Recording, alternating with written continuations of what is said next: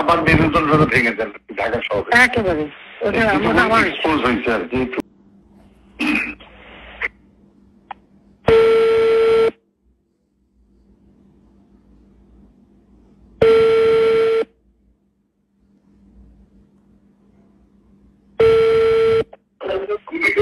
Hello, জি জি, আসসালামু আলাইকুম।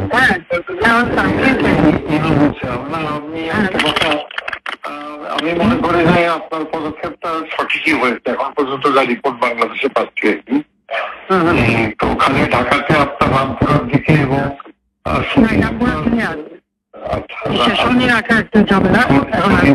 কিছু মোল্লারায় 41টা অনেক মাদ্রাসা মাদ্রাসা আছে, ওই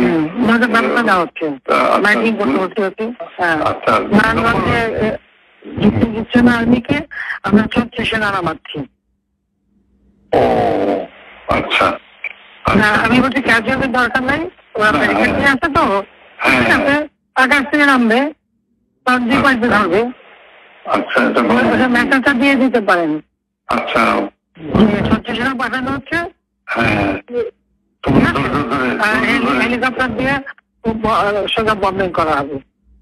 আচ্ছা, ঠিক, হেলিকপ্টার যাবে উপর দিয়ে মারবে। আচ্ছা, উপর থেকে সাউন্ড বম যাবে আর কি।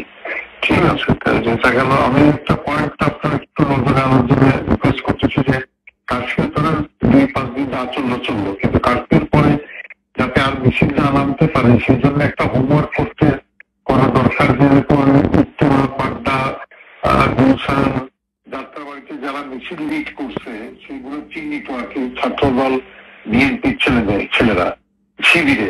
তো সেই ছেলেগুলো মানে ধরেন রিজভিকে অ্যারেস্ট করা বা নুরকে অ্যারেস্ট করা ইম্পর্টেন্ট না, ইম্পর্টেন্ট হচ্ছে যে মিছিলটা লিড করেছে।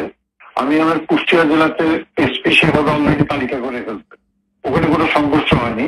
একটা ছোটবাড়িতে খালি একজনের পায়ে লাগছে, উনি ম্যানেজ করছে উনি অলরেডি কম্পিউটারে বসে ছবি দেখে ছেলেগুলোর তালিকা করতেছে। আমি বললাম যে ছেলেগুলোকে আজকে রাত্রের ভিতরে পিক আপ করে দাও, মিছিলটা লিড না করতে পারে। আমি ঢাকা শহরের জন্য বলছি যে আপনার গোয়েন্দারা নিশ্চয়ই এই তালিকাটা করতে পারবে যে উত্তরায় কারা।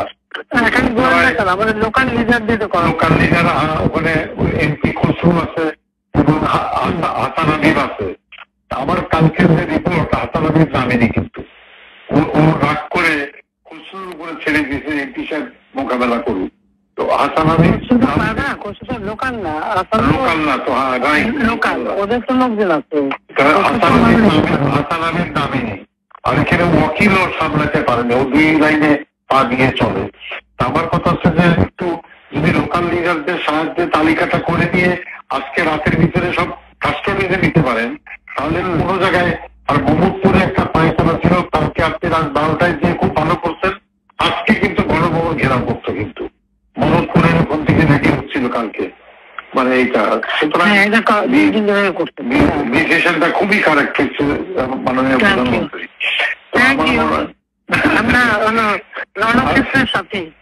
রণক্ষেত্রের সাথে তো আপনি একটু দয়া করে মানে এই পিক আপটা করতে বলেন, উপরে ওইটা একটু হোমওয়ার্ক করতে বলেন, করে অ্যারেস্ট করে ফেলতে বলেন আজকে। মানে সবই এক অ্যারেস্ট করে ফেললে আর মিছিল করার লোকটা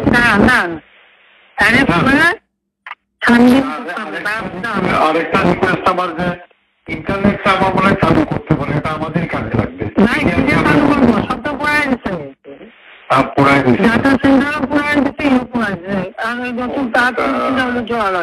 তো এটা হলে আমাদেরও মানে এই যে আমি যে কথাটা বলার চেষ্টা, আমি 71-এ 8টার সময় যাবো, একা কথা বলবো। আমি বলবো যে সরকারের সঙ্গে কোটা আন্দোলনকারী পুরো বিরোধ নাই, সরকারের সঙ্গে বিরোধ হচ্ছে নাশকতাকারী বিএনপি জামাতের। বলেছেন এই জিনিসটা প্রোপাগান্ডায় আনতে হবে। যদি ইন্টারনেট থাকে, গণমাধ্যম দিয়ে আমরা পুরো নিউজে ট্র্যাক করে দিলাম যে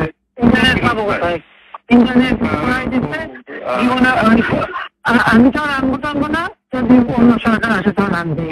আমি দিচ্ছি ইন্টারনেট, ওরা পুরো থাকুক, ওইটা চলতে হবে। বাংলাদেশে ইনশাল্লাহ অন্য সরকার আসবে না, অন্য সরকার আসবে না। আসুক না, আমি এখন যাচ্ছি এখন। না না